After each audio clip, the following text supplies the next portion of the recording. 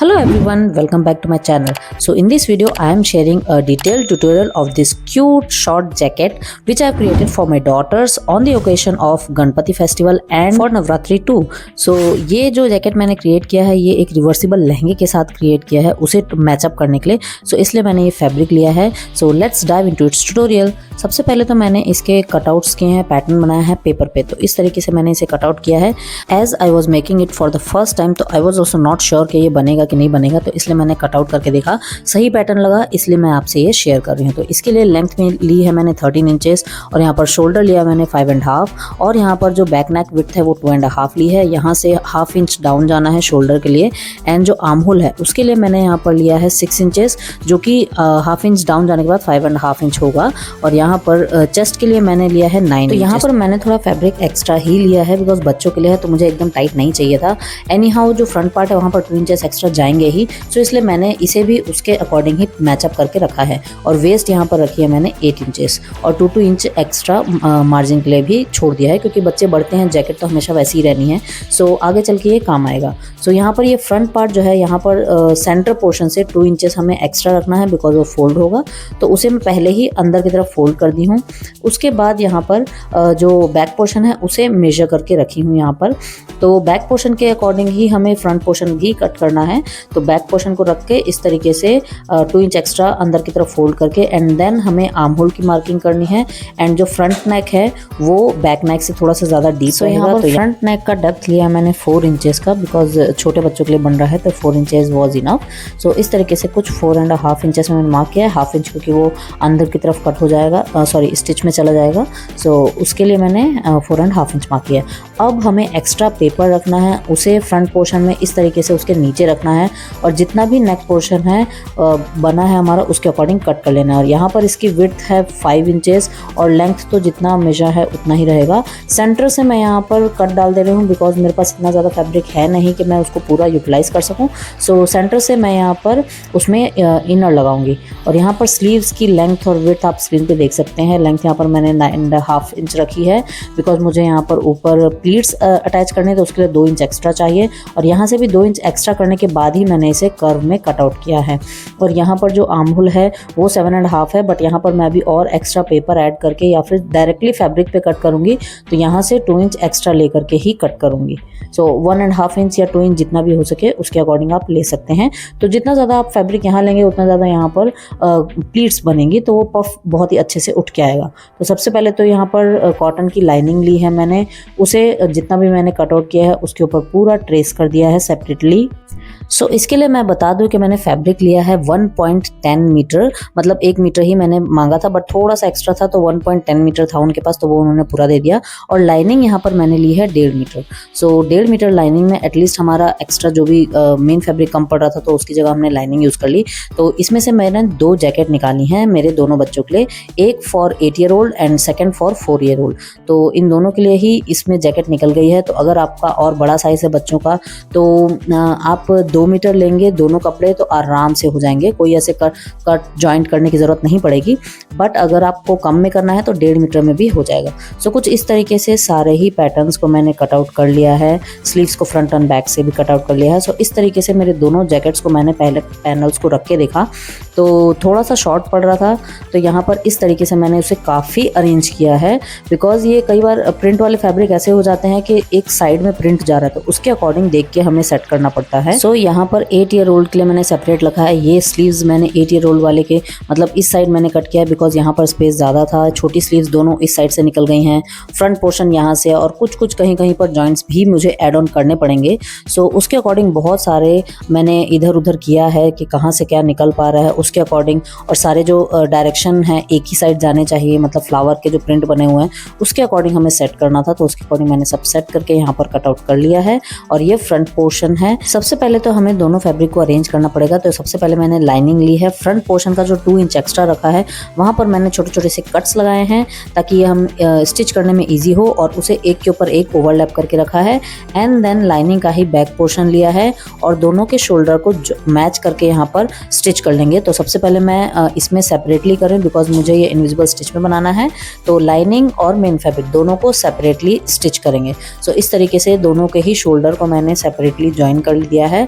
और इस तरीके से इसे ओपन करेंगे और फिर इसे पलटी करके रखेंगे राइट साइड बाहर की तरफ और रॉन्ग साइड अंदर की तरफ। सो इस तरीके से दोनों का जो जॉइंट है, जो स्टिचिंग वाला जॉइंट है, वो अंदर की तरफ चलाया जाएगा, पहनते टाइम बाहर आपको नहीं दिखेगा। और इसके बाद चारों ही साइड से हम दोनों मेन फैब्रिक और लाइनिंग को ज्वाइन कर लेंगे। और इसके बाद सबसे पहले हमें कॉलर अटैच करना है, तो इस तरीके से फ्रंट पोर्शन का जो नॉच लगाया था उसे एक साथ ज्वाइन करेंगे और इस तरीके से जो बैक पोर्शन है, जो बैक वाला पोर्शन है, उसमें भी सेंटर में हम एक कट लगा लेंगे और जहाँ से वो फ्रंट पोर्शन का 2 इंच एक्स्ट्रा छोड़ करके हमने जो किया वहाँ से इस तरीके से मेजरिंग टेप को रख के सारा मेजर कर लेंगे कि कितना आ रहा है। उसके बाद हमें फैब्रिक लेना है, कट आउट करना है जितना आ रहा है उतना। अब यहाँ पर एज यू नो कि फैब्रिक कम था तो मैंने इस तरीके से स्ट्रिप अटैच की है और इसकी लेंथ रखी है मैंने 18 इंचेस और यहाँ पर इसकी विड्थ है 5 इंचेस। और अगर आपको इससे भी ज़्यादा चौड़ा चाहिए तो आप और चौड़ा रख सकते हैं, 6 इंचेस 7 इंचेस जितना चाहे उतना। सो इस तरीके से यहाँ पर जितने भी फैब्रिक की कमी हो रही थी उसे हमने एडजस्ट किया है और जॉइंट्स लगा के। सो अभी यहाँ पर अगर कपड़ा आपका एक्स्ट्रा होता है तो यहाँ पर आपको जॉइंट्स लगाने की ज़रूरत नहीं पड़ेगी, तो वो और अच्छा क्लीन लुक देगा। सो यहाँ पर कपड़ा कम पड़ रहा था इसलिए मुझे जॉइंट लगाना पड़ा और इस तरीके से अब इसे दोनों साइड से इनफोल्ड करेंगे, अच्छे से सेट करेंगे एंड देन इसके बाद अगेन वन मोर फोल्ड करेंगे हॉरिजॉन्टली। सो इस तरीके से चारों लेयर्स जो हैं हमारी एक साथ आ जाएंगी। इसके बाद यहाँ पर इसकी लेंथ होकर के बढ़ गई है 9 इंचेस, तो 9.5 इंच 9.25 इंचेस पे हमें इस तरीके से एक ट्रायंगल स्लैंट लाइन ड्रॉ करनी है और उसे कट कर लेना है। अब ये हमारा कॉलर बनेगा, तो इसके लिए हमें साइड से स्टिच कर लेना है सबसे पहले तो, ताकि वो लॉक हो जाए। सो साइड से स्टिच करके जितना भी एक्स्ट्रा फैब्रिक है उसे कट आउट करेंगे एंड देन अब इसे इनफोल्ड करने के लिए कॉर्नर्स को कट कर रहे हैं ताकि अच्छे से सेट बैठ जाए, बिकॉज वहाँ पर फैब्रिक इकट्ठा होगा तो फिर वो अच्छे से कॉर्नर्स नहीं निकल पाएंगे। और जितना हो सके आप हाथ से करें, वो नहीं होता है तो उसके बाद कोई भी शार्प पॉइंटेड ऑब्जेक्ट से निकाल के आप इस तरीके से उसके पॉइंट्स बना सकते हैं। सो यहाँ पर हमारा कॉलर ऑलमोस्ट रेडी है। अब इसे हमें मेन जैकेट में अटैच करना है। सो यहाँ पर जो शोल्डर ज्वाइन किया था हमने, उसे किनारे से मैं थोड़ा सा और ज़्यादा दबा रही हूँ बिकॉज वो सेट नहीं बैठ रहा था, मतलब फिर बहुत ही ज़्यादा पहनने के बाद लूज सा दिख रहा था, तो उसे मैं और ज़्यादा अंदर की तरफ दबा रही हूँ। आप जब रेडी करें तो अपने अकॉर्डिंग, जितना आपके मेजरमेंट के अकॉर्डिंग सही बैठ रहा है उसके अकॉर्डिंग ही स्टिच करें। सो इस तरीके से किनारे से मैंने थोड़ा सा दबा दिया है, अब ये प्रॉपर शेप में आ गया है एंड नाउ इसका कॉलर अब हमें नेक पे अटैच करना है। और यहाँ पर जो फ्रंट पार्ट है उसमें मैंने हाफ करके फैब्रिक लगाया है बिकॉज ऊपर का ही फैब्रिक अंदर की तरफ फोल्ड होता है, नीचे वाला फैब्रिक उतना विजिबल नहीं होता, तो इस तरीके से मैंने कुछ जोड़ तोड़ करके काम चलाया है बिकॉज जब फैब्रिक कम हो तो इस तरीके से आपको करना पड़ेगा। सो ये देखिए, ये था पैटर्न जो मैंने कटआउट किया था। तो अगर आपके पास पूरा फैब्रिक है तो इस पूरे फैब्रिक मेन फैब्रिक से ही कटआउट होगा, बट मेरे पास कम था तो मैंने इसे हाफ किया है और ऊपर का जो एक्स्ट्रा वो जो दिख रहा है एक्स्ट्रा वाला पार्ट वो नहीं बच पाया और इतना फैब्रिक नहीं था कि फिर से उसको ज्वाइन करते, तो मैंने कैसे भी इसी तरीके से इसी में ही इतने ही फैब्रिक में एडजस्ट किया है। सो सबसे पहले कॉलर अटैच करने के लिए सेंटर से हमें नॉच लगा लेंगे और हम जो मेन फैब्रिक है वहाँ पर भी बैक पोर्शन में सेंटर में नॉच लगा लेंगे और दोनों ही नॉचेस को मिलाते हुए हमें स्टिच करना है। बट कॉलर लगाने से पहले इस यहाँ पर जो फ्रंट पोर्शन है उसे मैं अटैच कर दे रही हूँ दोनों ही साइड से। और यहाँ पर पहले मैं उल्टे साइड से स्टार्ट करी, तो जो लाइनिंग वाली साइड है वहाँ से हम स्टार्ट करेंगे इस कॉलर को ज्वाइन करना और दोनों ही नॉचेस को हमें एक साथ मिलाना है जो सेंटर पे है। उसके बाद हल्का सा फोल्ड करते हुए, मतलब किनारे से एक एक पैर की सिलाई लेते हुए हमें इस तरीके से ध्यान देते हुए पूरा हाफ इंच यहाँ पर दबा लेना है अंदर की तरफ। सो इस तरीके से जहाँ पर भी सर्कल आए, जहाँ पर भी थोड़ा सा घुमाव आए उसे बहुत ध्यान से करना है और यहाँ पर एंड पॉइंट पे हमें जो हमने नॉच लगाए थे वहाँ पर ले जा करके हमें से लॉक कर देना है। तो दोनों ही तरफ से इसी तरीके से हमें स्टिच करना है। सो यहाँ पर दूसरे साइड से इस तरीके से अंदर की तरफ करते हुए हम यहाँ स्टिच करेंगे बिकॉज कॉलर अंदर की तरफ है और अब हमारा मेन फैब्रिक ऊपर की तरफ है। सो कुछ इस तरीके से बहुत ही ध्यान से हमें पूरा ये पोर्शन स्टिच कर लेना है।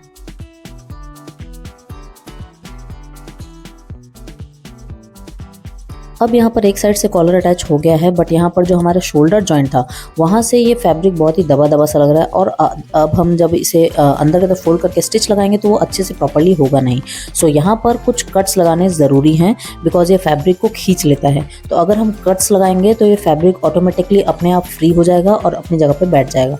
सो कुछ इस तरीके से यहाँ पर मैंने कट्स लगाए हैं एंड देन जो ये यहाँ पर एक्स्ट्रा फैब्रिक था उसे अंदर की तरफ फोल्ड करना है। सो उसे भी वहाँ पर भी एक कट लगा करके अंदर की तरफ फोल्ड करेंगे और जो बचा हुआ फैब्रिक है जो कॉलर का है उसे अंदर की तरफ फोल्ड करते हुए ऊपर से एक स्टिच लगा देंगे। सो इस तरीके से ये पूरा हमारा कॉलर रेडी हो जाएगा। सो यहाँ पर ये जो फैब्रिक मैंने लिया है ये काफ़ी टाइम से मैंने सोच के रखा था कि इसका कुछ ना कुछ तो बनाना है। मैंने सोचा था एक फैमिली आउटफिट, ट्विनिंग आउटफिट बनेगी, सबकी लहंगा बनेगा इससे। बट जब मैं इसका प्राइस देखी तो 350 रुपीज़ पर मीटर था, जो कि बहुत कॉस्टली था, और अगर लहंगा बनाने जाएंगे तो पता नहीं कितने ही हज़ारों में ये बनेगा। सो आई ड्रॉप द आइडिया देन। तो लेकिन फिर मुझे नवरात्रि के लिए आउटफिट बनाना था मेरे बच्चों के लिए, और इस बार मैंने सोचा था रिवर्सिबल बनाने का। सो उसके साथ कुछ ऐसा मैचअप करने के लिए चाहिए था जो कि इसके साथ प्रॉपर्ली मैचअप हो जाए। सो ये प्रिंट परफेक्ट था उसके लिए, तो इसलिए मैंने इसे चूज़ किया। और अगर आपने वो लहंगे का ट्यूटोरियल नहीं देखा है then click on this I button and आपको लिंक्स डिस्क्रिप्शन बॉक्स में भी मिल जाएंगे। सो इसके बाद यहाँ कॉलर अटैच करने के बाद जो साइड वाला पोर्शन है वो जो एक्स्ट्रा था मैंने उसे कट आउट किया है एंड देन इनफोल्ड करते हुए अंदर की तरफ फोल्ड किया है। और इसके साथ ही में मैंने बनाया है एक can lehenga, means separately can skirt बनाई है जिससे कि वो किसी भी आउटफिट पे चल सके। सो यहाँ पर इसके साथ अटैच करते फिर इनको रखना, इनको अरेंज करना बहुत मुश्किल हो जाता है। सो इसलिए मैंने ये अलग से कैन स्कर्ट बनाई है। और अगर आपको उसका ट्यूटोरियल चाहिए तो then click on this I button and check out my description box. So अब यहाँ पर जो मेन फैब्रिक में फ्रंट में जो एक्स्ट्रा 2 इंच की पट्टी लगाई है हमने, उसे मैं इस तरीके से अटैच कर दूंगी और ऊपर से भी हाफ इंच लेते हुए या जितना भी फैब्रिक बचा उसे लेते हुए अंदर की तरफ फोल्ड करेंगे तो कुछ इस तरीके का ये लुक आ जाएगा। और अब यहाँ पर मैं स्लीव्स ज्वाइन कर रही हूँ। तो सबसे पहले तो लाइनिंग को जैसे ब्लाउज के लिए स्लीव्स हम सिलते हैं वैसे ही सिल रही हूँ। और इसके बाद इस तरीके से ये पूरा अरेंज करने के बाद हमें यहाँ पर टॉप में इसमें प्लीट्स लगानी है। सो उसके लिए सबसे पहले तो किनारे से हम स्टार्ट करेंगे, बिकॉज जितना भी एक्स्ट्रा फैब्रिक बचेगा वो सारा कुछ प्लीट्स में चले जाएगा। सो इस तरीके से पहले स्टिच करेंगे, स्लीव्स को जॉइंट करेंगे और फिर सेंटर तक आते आते उससे थोड़ा सा पहले लेते हुए हमें यहाँ पर हल्की सी बहुत ही पतली सी गैदरिंग देनी है ताकि वो जो पफ है वो बहुत ही अच्छे से बने। सो इस तरीके से हाथ से या जैसे भी आप नीडल यूज़ करना चाहते हैं वो यूज़ कर सकते हैं। सो इस तरीके से कुछ पास में अरेंज करके हमें इसे स्टिच कर लेना है। सो कुछ इस तरीके से मैंने इसके स्लीव्स भी क्रिएट किए हैं। और अगर आपको बच्चों के और भी आउटफिट्स देखने हैं then check out my channel and check out my playlist in which I have design different outfits for my daughters. So कुछ बर्थडे आउटफिट्स हैं, कुछ सारी रीयूज प्रोजेक्ट्स हैं और कुछ किड्स आउटफिट हैं। तो उसमें आप चेकआउट कर सकते हैं और किस टाइप के आउटफिट्स आप क्रिएट कर सकते हैं। जैसे लास्ट नवरात्रि में मैंने एक पुराने लहंगे को रीयूज करके अपने बच्चों के लिए लहंगा बनाया था। सो वो वीडियो के लिए भी आप डिस्क्रिप्शन बॉक्स चेकआउट कर सकते हैं, उसमें आपको डिटेल ट्यूटोरियल मिल जाएगा and you can also click on this I button. So यहाँ पर हमारी स्लीव्स भी बन के अच्छे से रेडी हो गई है। अब जो ये बचा हुआ पोर्शन है उसे इंटरलॉक कर देंगे एंड देन यहाँ पर हमारी स्लीव साइड से जो भी पैनल बचा है उसे हम स्टिच कर देंगे। तो यहाँ पर सिर्फ और सिर्फ मार्जिन अटैच करना है और नीचे से हम फोल्ड कर देंगे एंड देन उसके बाद यहाँ पर सेंटर में हमें हुक एंड काज बटन करना है। सो बटन भी मैं लेके आई हूँ यहाँ पर थोड़ा सा फैंसी वाला एंड देन इसके बड़े काज करने पड़ेंगे बिकॉज बटन्स इसके बहुत बड़े हैं। सो यहाँ पर मैं 2 बटन लगा रही हूँ, आप चाहे तो 3 लगा सकते हैं। It's all depend on you. So tell me in the comments below if you like this tutorial and if you want any detailed tutorial on how to make any outfit, you can check out my channel because मैंने बहुत सारे twinning outfits भी create किए हैं, mom daughter twinning outfits हैं।